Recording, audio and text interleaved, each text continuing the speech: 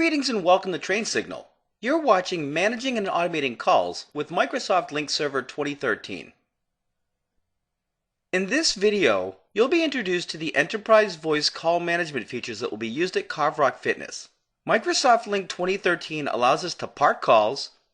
It also allows us to play announcements for unassigned extensions. And we'll also see how to use automated call distribution through the use of response groups. The first feature that we're going to look at is called Call Park. Call Park enables an enterprise voice-enabled user the ability to put a call on hold. Well, it's a little bit different than just putting a call on hold, because when you put a call on hold, the call remains on your line. If you park a call, the call gets transferred over to a temporary extension called an orbit number. In order to retrieve that call later, you dial the internal number, and this allows you to dial that number from any device. So if I were to park a call, somebody else could pull that call by dialing in the orbit number. To understand how Call Park works, we should understand the prerequisites for using Call Park and also the user rights that are typically assigned through role-based access control. In order to use Call Park, it requires that we have an application service that your Call Park app runs on top of. Well, we also need the Call Park application. We don't really have to worry too much about these, because as soon as we've enabled Enterprise Voice at Carverock Fitness, these were deployed automatically. What we do have to worry about is the configuration of our orbit range or the orbit table. We can also substitute the default music on hold file with one of our own. We can upload an audio file into the application services pool, pool.carverockfitness.com. To administer Call Park, we'll use the Link Server control panel and the management shell. In order to configure Call Park, you could be a member of the CS Administrators group, but that's our top-level admin group. If we need somebody to be able to configure enterprise voice settings, but we don't need them to be a top-level admin, you could also add them into the CS Voice Administrators group because these people can configure the enterprise voice settings, and Call Park falls into that category. To deploy Call Park, we have to start off by creating a range of extensions that can be used for parking calls. And then we associate that range of extensions with our pool, either the pool in Phoenix or the pool in Scottsdale. To create a range of extensions used for parking calls, we have to create an orbit table, and this is done either through the control panel or you can use the new-cs call park orbit commandlet through the Link Server Management shell. Once you have created your range of extensions that can be used to park or retrieve calls, we then configure Call Park settings, and this has to be done using the command line. And during my demonstration you'll see an example. You'll use the set-cs cps configuration commandlet. This commandlet will allow me to configure settings such as if I want to enable music on hold, or how long a call can be parked. Once we have Call Park configured and deployed, we have to enable Call Park in the voice policy of the users. If you remember, Call Park is not enabled by default inside of your voice policies. When we define the orbit table, we have some general rules that we have to follow. A pool can have a maximum of 50,000 orbit extensions, and a range can have a maximum of 10,000 orbits. The value of the beginning number of the range has to be the same length as the ending number of the range. So the number of digits that you're using has to be equivalent. You also have to make sure that you're not causing any conflicts by using overlapping extensions across your ranges. A Call Park extension can be up to 8 digits in length. If you're using all numbers, the first digit cannot be a 0, it can be the numbers 1 through 9. All the other digits can be 0 through 9. The first digit can also be a £sign or an asterisk. To configure the Call Park settings, you have to use the command line interface, set-cs cps configuration. You'll see this in the demonstration. This will allow me to configure settings such as if I'm going to enable music on hold, and also how long a call can be parked, which defaults to 90 seconds. If a call is not retrieved after 90 seconds, the default settings dictate that the call will ring back to the original callee one time. And if they don't service the call, we can define an on-timeout URI, which is an alternate SIP address where the call gets routed to. So if I park a call and it sits for 90 seconds, it rings back to my phone. And if I don't retrieve the call can then get routed over to another line, like the operator. I'd like to show you how we're going to configure Call Park at Carverock Fitness. Let's take a look at a demonstration. To configure Call Park, we're going to start by opening up our Link Server control panel. And then we'll provide our credentials for administrator. I'm going to connect over to my pool over in Scottsdale. Pool number 2 is for Phoenix. So we'll connect to pool.carverockfitness.com, and we're connecting over to the CSCP virtual directory for the control panel. We'll put in our credentials.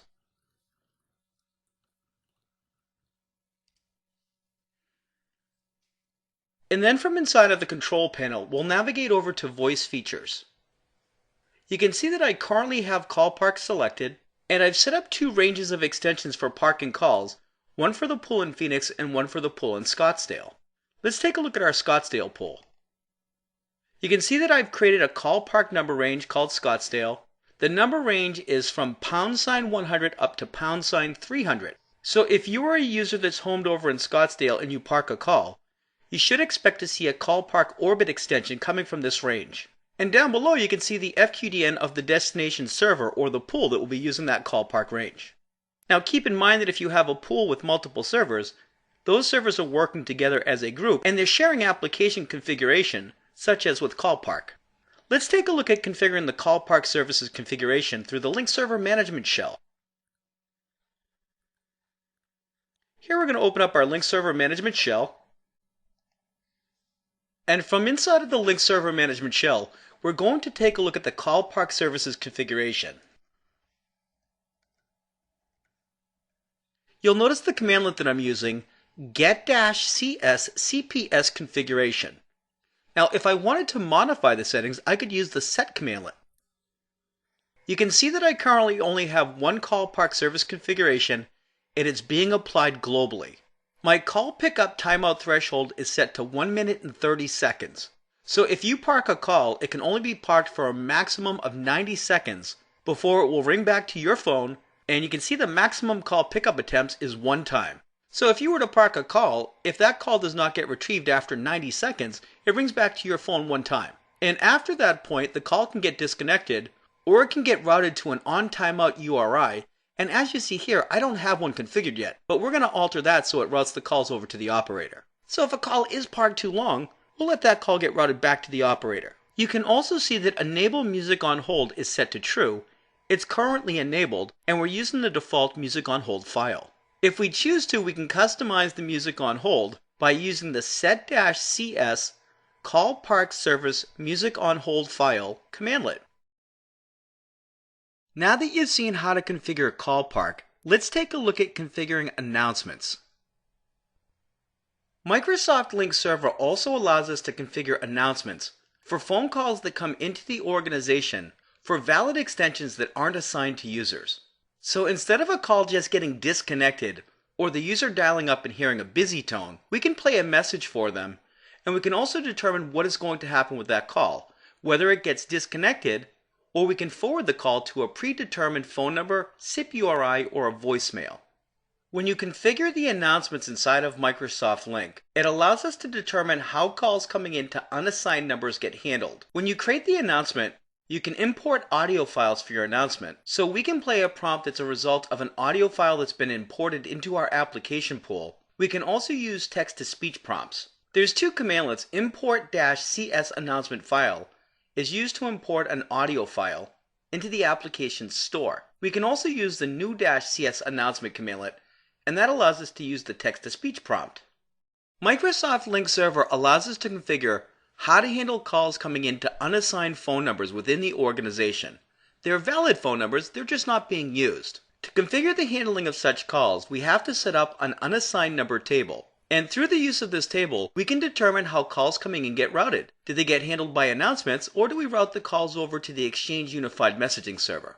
Inside of your unassigned number table, we can have a range of extensions that includes the entire organization. So if someone were to call your company and they dial an extension that's not being used, we could have a very generic announcement. Thanks for calling Carverock Fitness. Unfortunately, you dialed an invalid extension. Please hold while we route your call to an operator. We can also provide very specific announcements. For example, if you change the extension of your help desk, we can include the old help desk number in the table and assign it to an announcement that provides the new number. At Carverock Fitness, we currently have an announcement that handles all calls coming into unassigned extensions, and it's handled by the pool over in Scottsdale. But we also need to create an announcement for one of our employees that's left the company. Let's take a look at how this is set up. In order to define your announcements with Link Server 2013, we have to define the announcements in advance, and we do this coming in through the link server management shell. When we're creating the announcements, we can either import an audio file, or we can use text-to-speech translation. So here's a couple of examples. Let's open up our link server management shell. In the first example of a commandlet, I have new-cs announcement. I'm going to create a brand new announcement, and the name is going to be Scottsdale Executive Announcement. We're using a text-to-speech prompt, so we're not importing an audio file, we're going to use text-to-speech. The number that you've called is currently out of service. Please hold while your call is routed to the next available operator. The language that we're using is English US, and this announcement is getting assigned to the application pool called pool.carverockfitness.com. We've also defined an alternate SIP address, so after the recording's played, we'll route the call over to the operator. It's a lot more user-friendly than disconnecting the call. In our second example, we're going to create another announcement. We'll use the new-cs announcement commandlet, and the name of this announcement is Bob Andrews Retirement. Recently, Bob Andrews has retired with the company after 25 years, and he's asked to leave a little bit of information behind for people that call his extension. So we're going to create an announcement. Here you can see it says the number that you've called is currently out of service. Bob has retired after 25 years of dedicated service with the organization. Please hold while your call is transferred to the next available operator. And then once again we have a target URI where we're going to route the call over to an operator. And as you can see from the output on the screen, that commandlet was successful. Once you've imported your audio announcements, whether you're using an audio recording or like in our case using text-to-speech, you then go into the control panel and you define your announcements inside of there. And I know it's a little confusing because we use the term announcement for both of those, but let's go take a look. I'm going to launch my control panel, and then I'm prompted for my pool, and we'll connect to pool.carverockfitness.com in Scottsdale. Then as I'm prompted for my credentials, we'll put in our password. Now that we're inside of the control panel, let's take a look at creating announcements. We'll click on Voice Features, and then navigate up to the unassigned numbers. You can see down below that I already have a couple of announcements. Let's take a look at what they look like. When I open up the announcement called Scottsdale Number Ranges, you can see that I've defined a starting number range of +1480 227 1400, and it goes up to $29.99. So if you were to call a number from within this range and it wasn't being used by anybody, well, then what we're going to do here is we're going to route this over to our announcement application. If I look at the drop-down menu choice, you can also route calls over to the Microsoft Exchange Unified Messaging Server. When you choose to route the call over to the announcement application, down below you specify the application server pool that you want to service the call, and then you choose the specific announcement that you want to use. So as another example, if you were to call one of our sales numbers extensions and it's not being used by a salesperson, we're going to play an announcement for you and then route the call over to the sales operator. Well, let's take a look at creating an announcement for Bob Andrews' retirement. We're going to click on New. We'll give it a name.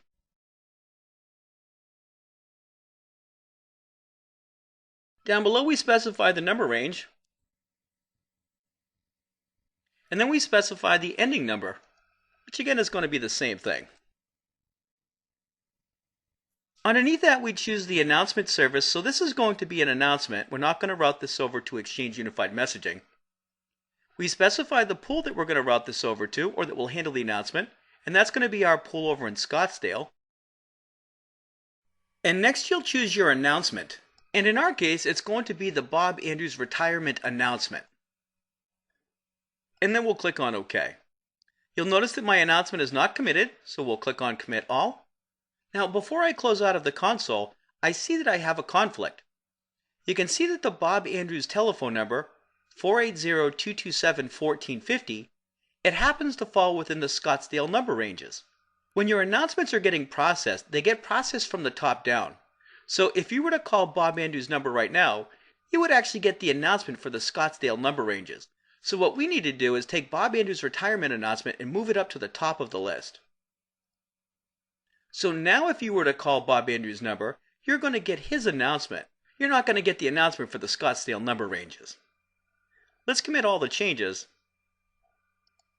And we're done with our demonstration.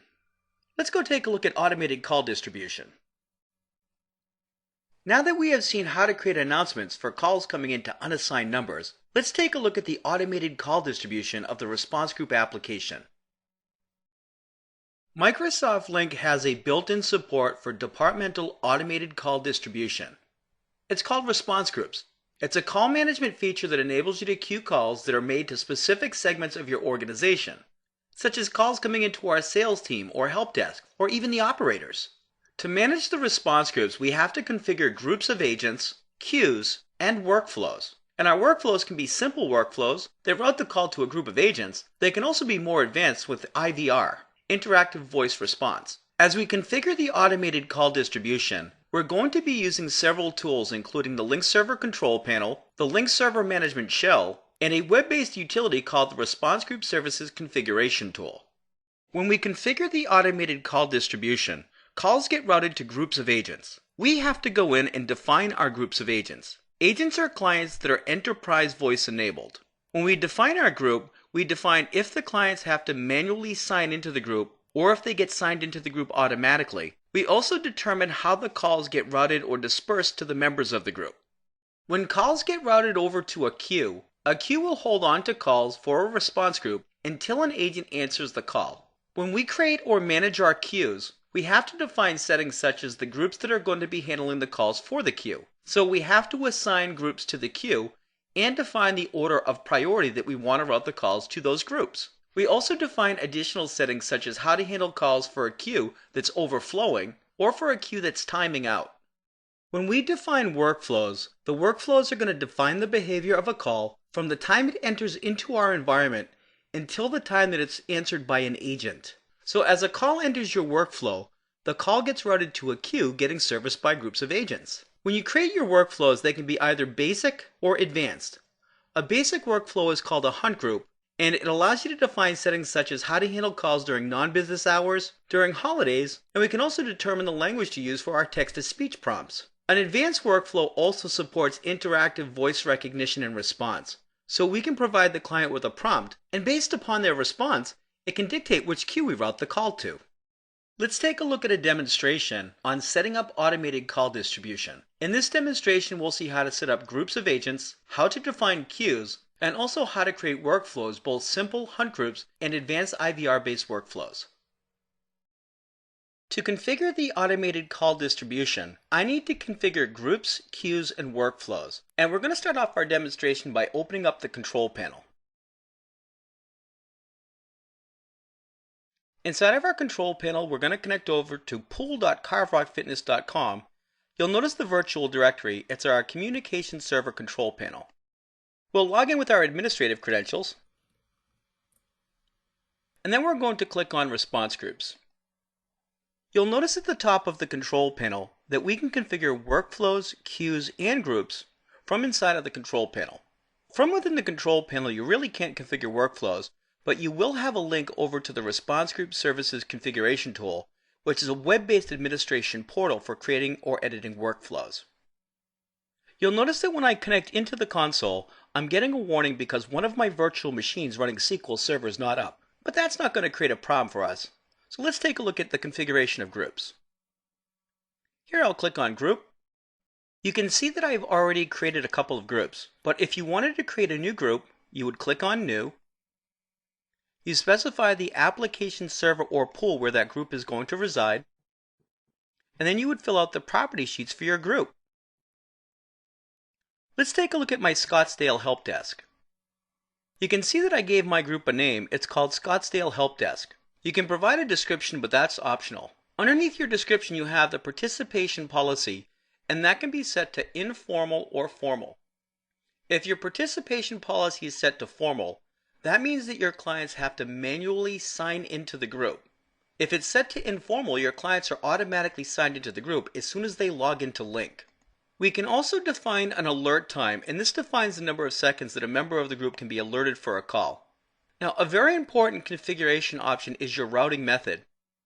And this is where we can define how the calls get routed to the members of the group. Do we want to route the calls to the group based off of who has been idle and available for the longest period of time, longest idle? We can also route the call using parallel, round robin, serial, or the newer technique which is called attendant, allows clients using the attendant console to see the calls in the queue and to pull the calls out of the queue as they see fit. When you define the membership of the group, you have two choices. You can either define a custom group of agents, or you can use an email distribution list that you would have to define. If you choose a custom group of agents, you would click on Select, and then you can find your enterprise voice-enabled users, and then select them and add them to the group.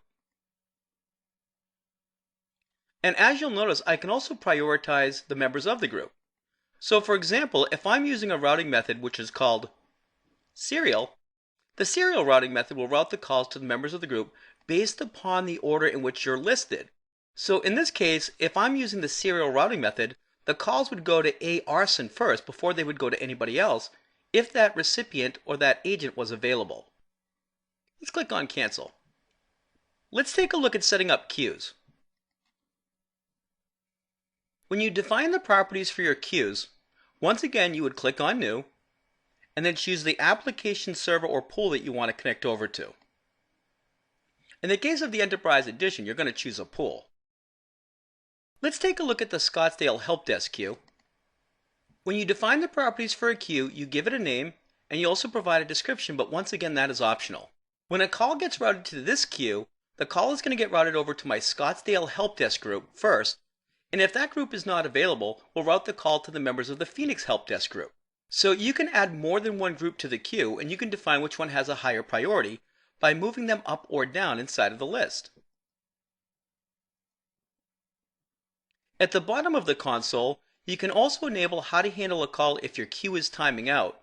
Do we disconnect the call, or do we forward the call over to a voicemail, a telephone number, a SIP address, or even to another queue? Another extremely important setting is our queue overflow. We have defined a maximum number of calls that can be in the queue, and in here we're using the default, which is set to 10. So if all of a sudden call number 11 comes into the queue, what we're going to do is we're going to figure out how to handle that. Well, do I want to forward the call based on the newest call or the call that's been sitting in the queue for the longest period of time? Like for example, the queue that we have over in Phoenix. Then I would click on Commit. Let's take a look at setting up our workflows. Now, as I had mentioned, you cannot really configure workflows here from inside of the control panel, but you do have a button to create or edit a workflow, and that will link us over to the Response Group Services Configuration web-based portal. So I'm going to connect over to the web services on Scottsdale. So on the servers over in Scottsdale, my front-end servers, these servers all have that web-based portal, and you can see the link right there, RGS config. We're going to log in as administrator, and then we'll click on OK. From inside of the Response Group Configuration tool, you can see that I already have a couple of workflows. You can see the name, the type of workflow, whether it's a basic hunt group simple workflow, or if it's an advanced interactive response group, which is the advanced workflow. Now, if I want to edit an existing workflow, you can edit and you can also delete. If you want to create a new workflow down below, you can define if you want to create a simple workflow called a hunt group, or if you want to define or create an interactive advanced workflow. Now, these workflows are going to look very similar, except when you get to the end of an interactive workflow where you have the ability to prompt your clients with questions, and based upon their response, we can determine which queue to route the call over to. An interactive workflow can have 2 levels of questions with up to 4 responses per question if you create them inside of this console. If you create them from the command line from inside of your Link Server Management shell, you don't have those restrictions. Let's take a look at a simple workflow. Here I've created a simple workflow, and in step number 1 we activate and name the workflow. My workflow is currently active. It's enabled for use by federated users, and I have not enabled the feature called Agent Anonymity. If you enable this feature, if somebody calls into the workflow, they don't know who they're speaking with. Even if the agent uses instant messaging, it looks like it's coming from the response group application, not from the agent directly. When you create a workflow, it's represented as a contact. Here I have the SIP address, the display name, the telephone number, the display number, and also a description. At the bottom of the console, you'll see where it says workflow type, and we have the choice between managed and unmanaged. Well, this is a new feature with Link Server 2013.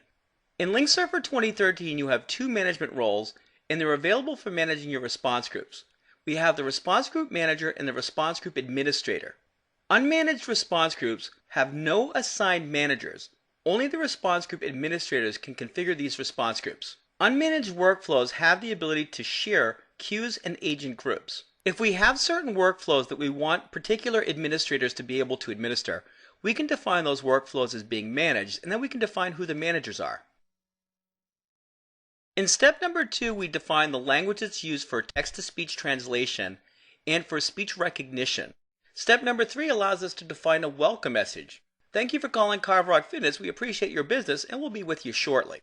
When you define a welcome message, you can either use text-to-speech or you can upload a recording. Now keep in mind that a workflow will only support one language for text-to-speech or speech recognition. So by using a recording, you can record in multiple languages. It's like a little bit of a workaround. In step number 4, we can define our business hours. And to define your business hours, you can either use a preset schedule, which you would define inside of your Link Server Management shell by using the new-cs rgs hours of business commandlet.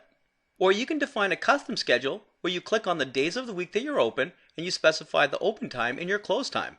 We can also define if we want to play a message if somebody calls outside of business hours, using either text-to-speech or a recording.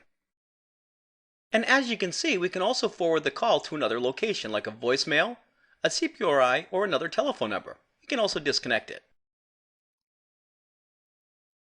In step number 5, we define how to handle a call that comes in during a holiday. Well, to define your holidays, you have to define the holidays in the command line by using the new-cs rgs holiday commandlet, and then you put your holidays together into a grouping by using the new-cs rgs holiday set commandlet. So if you have defined your holidays and put them into a holiday set, you would be able to choose your holiday set here, and then define if you want to play a message, either text-to-speech or a recording, and then you can choose what to do with the call, whether you disconnect it or forward it to another location. With a simple workflow, all we can do is route the call to a queue, and we can define if we want to use the music on hold provided by Microsoft, or if we want to use our own music on hold file. Let's click on Cancel. Now let's take a look at an interactive advanced workflow that has IVR. The advanced workflows are going to look almost identical. Step number 1, you activate and name your workflow. Step number 2, you select your language. Number 3, we have our welcome message, and number 4, we have our business hours. In step number 5, we specify our holidays.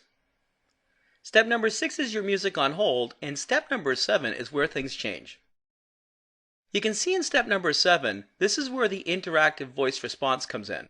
We can define a prompt using either text-to-speech or a recording, and based upon the response coming back from the caller, we'll dictate how we handle the call. So for example, for application support, press or say 1. For mail support, press or say 2. So if you come back with the first response of 1, whether you're using a voice response or a keypad response, we can either send the call to a queue or we can ask you another question. And that second question can also have 4 responses, and each of those responses can have a corresponding queue.